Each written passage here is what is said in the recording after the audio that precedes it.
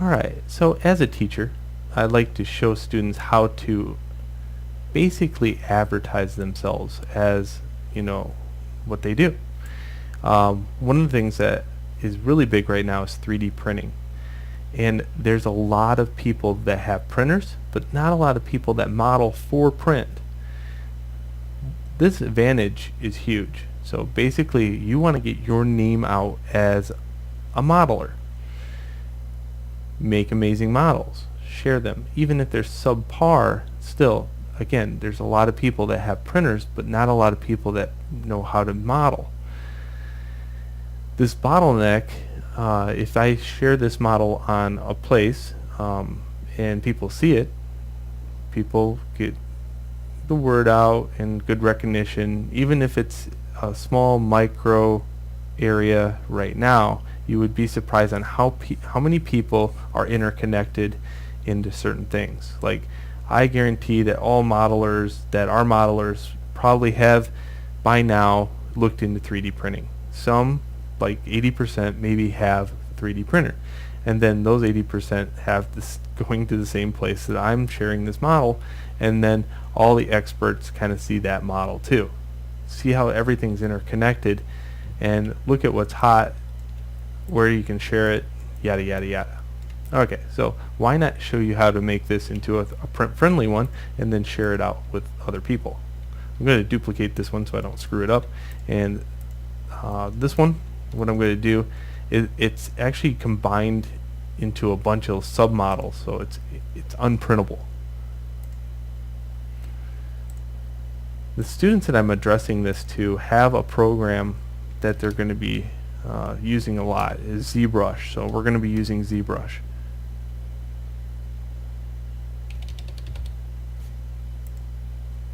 If you don't have Zbrush and you've followed this workflow, it's going to be a little bit more difficult for you because you have to combine all these and make it a hollow model. There's programs out there that allow you to do this, but again, I'm addressing a student population that has Zbrush, and yeah. So let's go into Zbrush.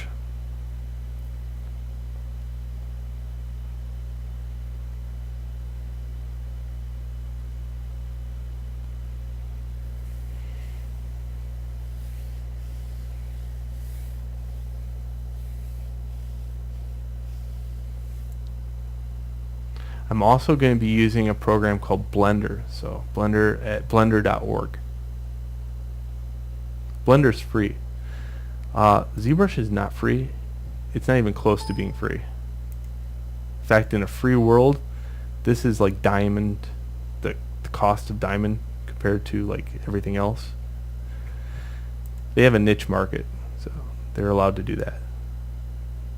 Nice thing about Zbrush though, I bought it when it was $50 because way back when, Zbrush 1.5, it was $50, and you bought it and they allowed changes, they free upgrades for life. So right here it says symmetrical triangles or quads with triangles compatible with Z2. I'm going to use quads compatible with Z2 and hit OK. And there's my model. Okay, so in ZBrush 4.6 or 4R6, we have a thing called Dynamesh. It allows you to do some amazing things. Dynamesh, I'm going to put the resolution up quite high here, so 600. I'm going to take the blur factor down and Dynamesh this thing.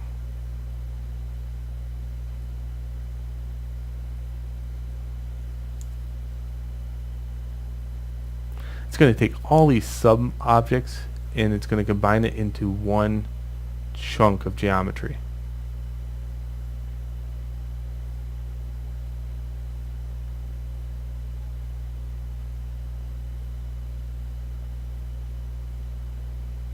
Perfect.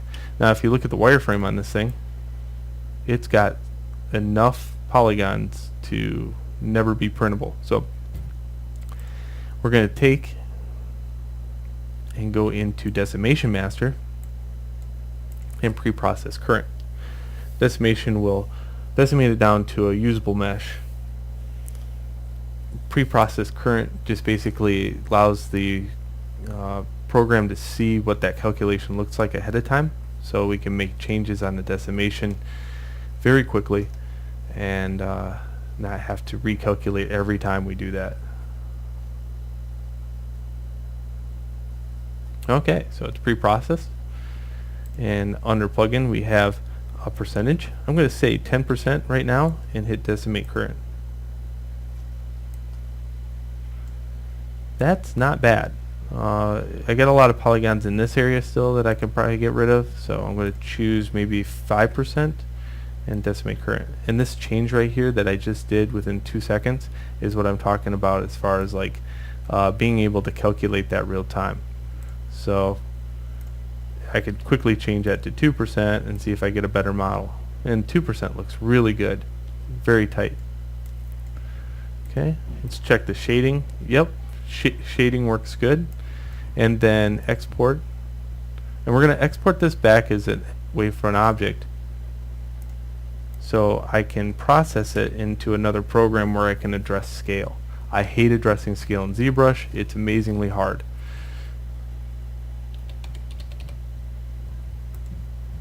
Okay, so let's look at the next little part here where I use a program called Blender. Alright, so let's hop into Blender. Again, blender.org. I'm using 2.68, which I like the best out of all the builds. 2.65 works really good. I had this Maya or Blender 2.65 plugin. You can use Maya. Basically what this is this version is the Maya version that allows you to use all the hotkeys. So is this one. This one's got a couple added features that I made. So if you're familiar with Maya, use the Maya one. If you're I like Blender in the fact that it has the possibilities of being able to mimic 3D Studio Max, Maya, Blender, whatever. So it doesn't interrupt your workflow. In fact, that TV that I made all in Maya, I usually make that in Blender. The only reason I made it in Maya is because I have Maya students, not Blender students. So I don't use Maya to model at all. I just used it because I know Maya and that's students. So we're going to import this file, import.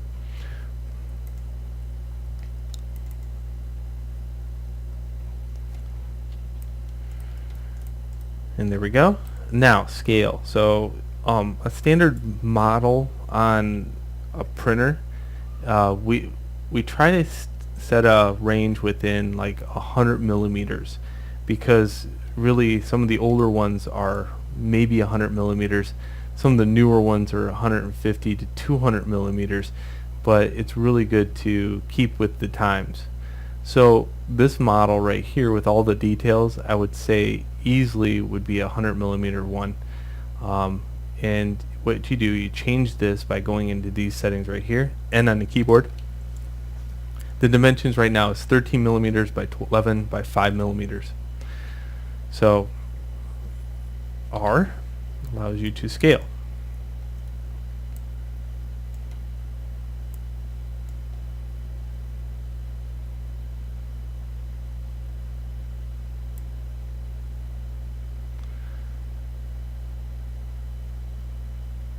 So I'm going to go with 96. We'll call that good. 5 on the keyboard will allow it to look a little bit better because it's not in perspective mode. So that's 5 on the number pad, by the way. And there we go. Now we export it as a still. So export still.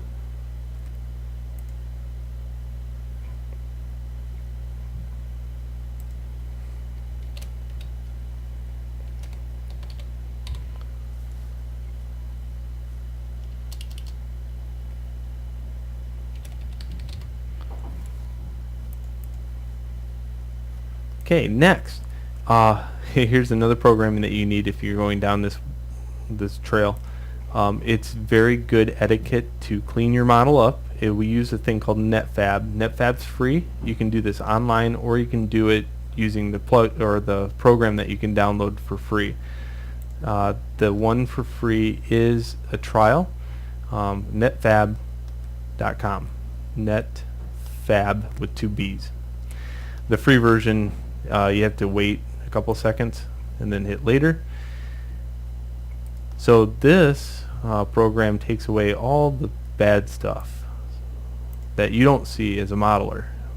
Boy, I'll tell you what, going down this road of 3D print, I never knew as much as I do now about bad stuff like degenerate faces, maluniform geometry, all this good stuff that you learn because of this program and the 3D print workflow. So here, take the model and hit the magical repair button, and then automatic repair, and then apply repair. And then export the model as a still, and go back and export it right over the top. It'll say maluniform geometry, you hit repair, and then export. Okay, there we go. We now have a usable mesh for 3D print. So to show you where to save that at, you could just export that to Thingiverse, and I'll show you where that's at. Alright, so here we go. We go like this, Thingiverse.com.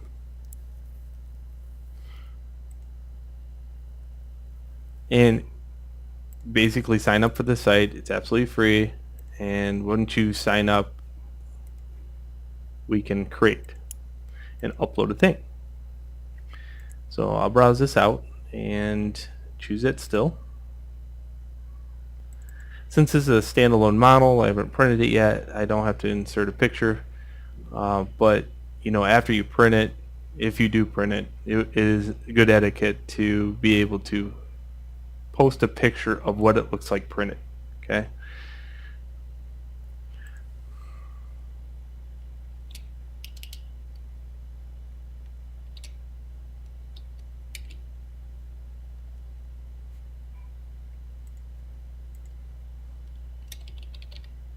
How about old vintage TV model?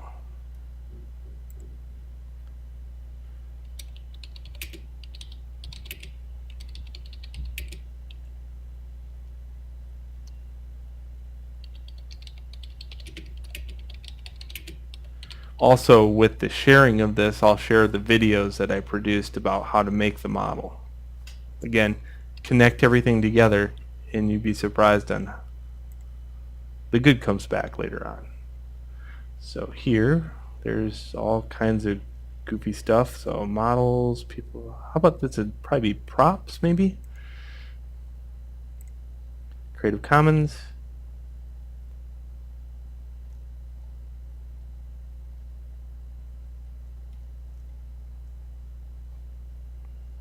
Save draft.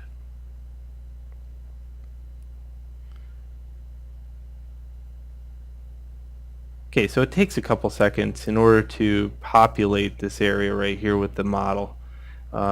Just by uploading the model, you need to come back here and publish it. So publish this thing. So this still is in place, and you can go edit thing to make sure this still is in place. There is the still right there, and it's taken a few seconds to populate. But after that, you know, again, if it's a highly complex thing, you put some description in here, promote yourself a little bit more, etc. and so forth. And make sure you insert tags.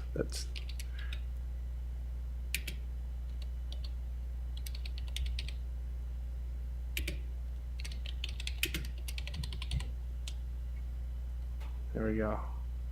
So I'll save that draft, wait for it to populate, and I'll come back here in about 5 to 10 minutes and then hit publish. So that's how you basically promote yourself a little bit as a modeler. Enjoy.